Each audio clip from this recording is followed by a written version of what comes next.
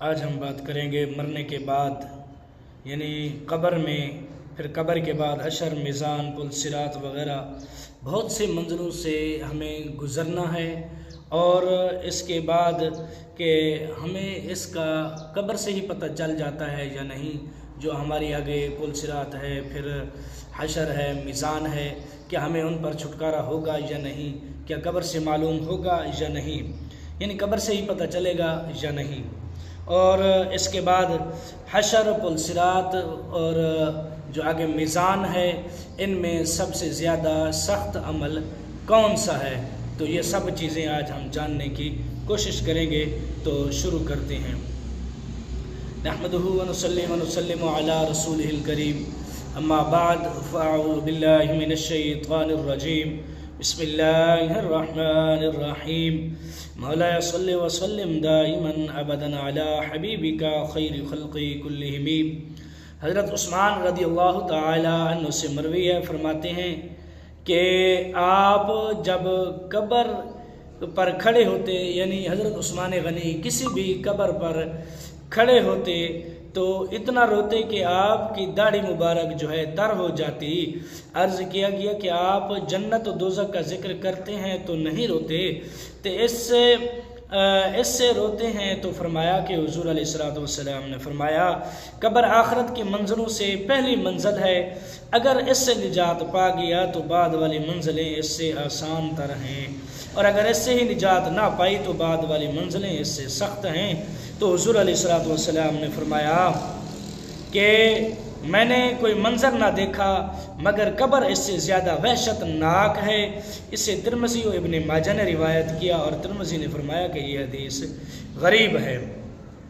یعنی حضرت عثمان غنی رضی اللہ تعالی عنہ جب بھی کسی قبر پر جاتے تو آپ اتنا روتے کہ آپ کی داڑھی مبارک جو ہے آنسوؤں سے تر ہو جاتی۔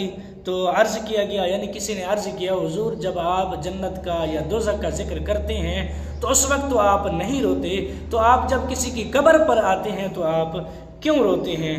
تو آپ نے فرمایا کہ حضور علیہ الصلوۃ والسلام نے فرمایا کہ قبر آخرت کی منزلوں میں سے پہلی منزل ہے، یعنی جو قبر کے بعد جو منزلیں ہیں، یعنی پل صراط ہو گئی، میزان ہو گیا، حشر ہو گیا، ان سب منزلوں کی جو پہلی منزل ہے وہ قبر ہے۔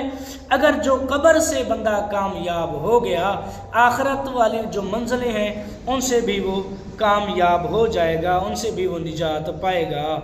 اگر قبر سے ہی اس نے نجات نہ پائی تو آگے والی منزلیں جو ہے پل صراط ہے، حشر ہے، میزان ہے، ان سب میں بھی اس کو نجات نہ ہوگی۔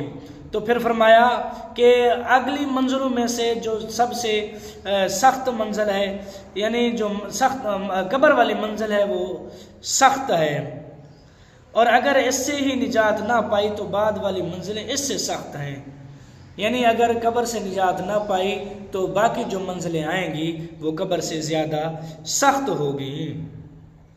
اسی طرح فرمایا کہ حضور علیہ الصلوۃ والسلام نے فرمایا کہ میں نے کوئی منظر نہ دیکھا مگر قبر اس سے زیادہ وحشت ناک ہے۔ اسے ترمذی اور ابن ماجہ نے روایت کیا۔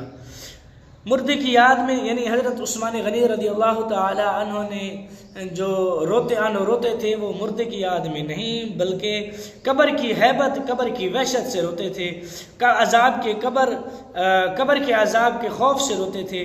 اگرچہ آپ ان سب سے محفوظ تھے کیونکہ حضور علیہ الصلوۃ والسلام نے آپ کو جنت کی بشارت دی تھی، لیکن ہیبت دل میں موجود تھی جو ایمان کا تقاضا ہے، جو محفوظین ہیں، محفوظین کا یہ خوف ہے، تو ہم گناہ گاروں کا کتنا خوف ہونا چاہیے۔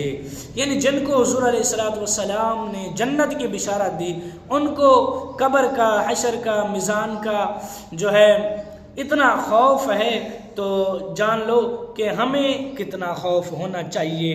کیا ہمیں خوف ہے؟ ہم نے کبھی اس کے بارے میں سوچا؟ لیکن نہیں، ہم تو دنیا داری میں پڑے ہوئے ہیں، لیکن ہمیں اس بارے میں سوچنا چاہیے کہ دن رات ہمیں قبر و حشر اور میزان کا خوف رکھنا چاہیے، یہ ضروری ہے۔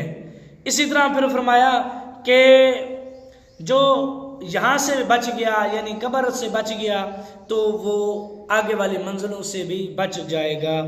پھر فرماتے ہیں یعنی مرنے کے بعد قبر، حشر، میزان، پل صراط وغیرہ بہت سی منزلوں سے ہمیں گزرنا ہے، لیکن تمام منزلوں کا پتہ قبر سے چل جاتا ہے۔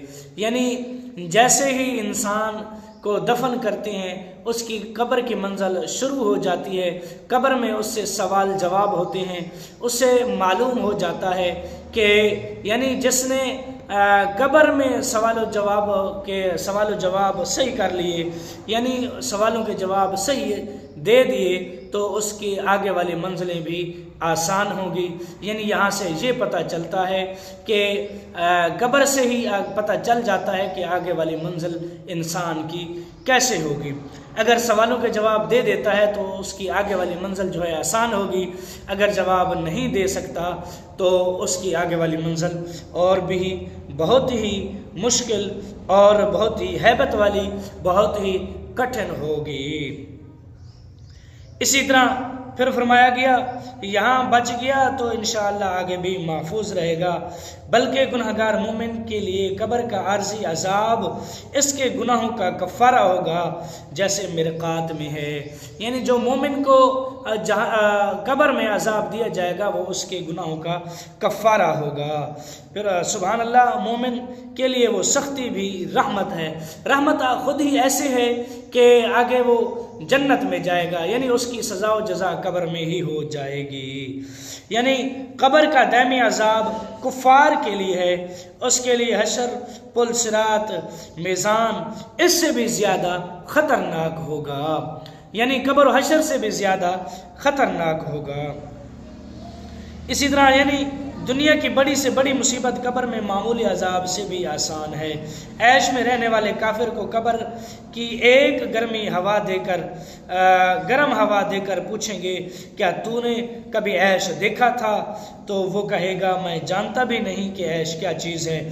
دنیا میں مصیبت زدہ اپنے مال و اولاد، ساتھیوں کو دیکھ کر تسلی پا لیتا ہے، قبر میں کسے دیکھے گا؟ یا مٹی کو، یا عذاب کو، یا فرشتوں کو؟ یعنی دنیا میں تو انسان کو مصیبت آ جائے تو وہ اپنے مال اولاد کو دیکھ کر تسلی پا لیتا ہے، سکون پا لیتا ہے، لیکن قبر میں وہ کسے دیکھے گا؟ یعنی جس کی قبر کی منزل آسان ہوگی اس کی آگے حشر کی، میزان کی اور پھر آگے پل صراط کی جو ہے وہ بھی منزل آسان ہوگی۔ جس نے قبر سے ہی چھٹکارا نہ پایا اس کو آگے بھی چھٹکارا نہ ملے گا۔